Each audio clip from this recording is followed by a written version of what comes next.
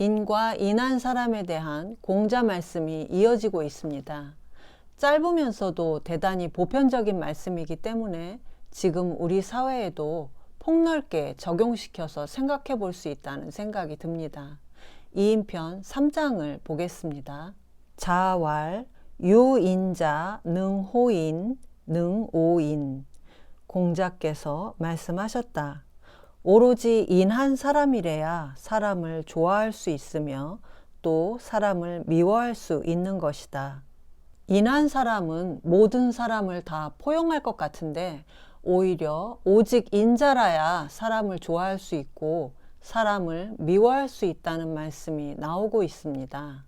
유인자의 유가 오직이라는 뜻이고 능호인과 능오인이 대꾸를 이루고 있는데요.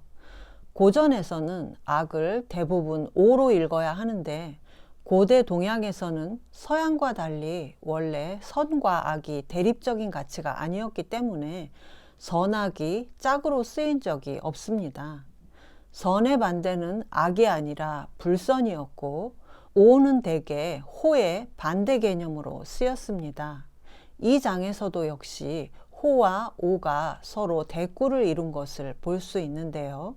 우리가 인한 사람을 흔히 모든 사람을 다 포용하고 미움이 전혀 없는 성인의 모습으로 상상하기 쉬운데, 그러나 인간을 사랑한다는 것은 인간에 대한 비판적 시각이나 증오감까지 동시에 가지는 것이지 무조건 다 끌어안고 포용해야 한다는 뜻이 아닙니다. 그런데 어떤 사람에 대한 사람들의 판단이 다를 수 있죠. 그 사람이 미워해야 할 사람인지 좋아해야 할 사람인지에 대한 판단이 극명하게 엇갈릴 수 있습니다. 어떤 사람을 좋아하거나 미워하는 이유는 개인적인 이유를 포함해 수없이 많을 수 있지만 여기서 공자는 오직 인한 사람만이 사람을 좋아하거나 싫어할 수 있다고 하셨는데요. 다시 또 도대체 인한 사람이란 어떤 사람일까 하는 궁금증이 생기지 않을 수 없습니다. 맹자는 공자의 인사상을 받아들이고 인의 사회적 구현을 의라고 보고 인의 사상을 펼쳐나갔습니다. 따라서 맹자에게 있어 인한 사람은 의로운 행동을 하는 사람입니다. 주자는 이 장에 대한 해석에서 인을 사심이 없는 공정한 판단이라고 했습니다.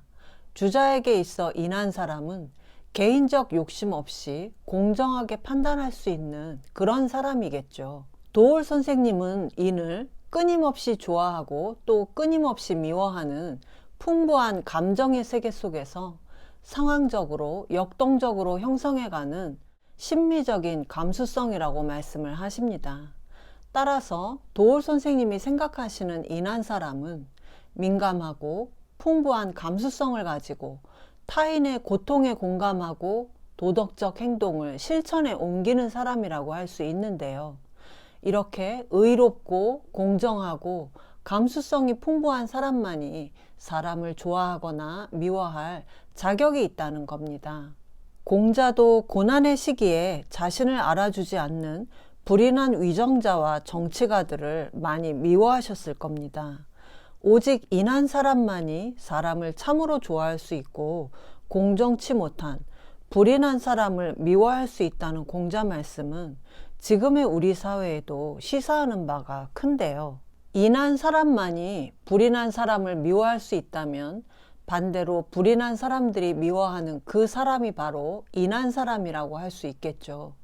어떤 사람에 대한 사회적인 평가가 엇갈릴 수는 있습니다. 그러나 그 평가가 팽팽한 채 결론을 못 내리면 안 되겠죠. 시대마다 사회적으로 합의된 평가의 기준이 있을 수 있는데 공자의 기준은 인이었습니다. 인자가 좋아하는 사람은 역시 인한 사람이고 인자가 미워하는 사람은 불인자, 불인한 사람인데요. 불인자를 미워할 줄 알아야 인자다. 이것이 이 장에서 공자가 말씀하신 진짜 의도가 아닐까 하는 생각이 듭니다.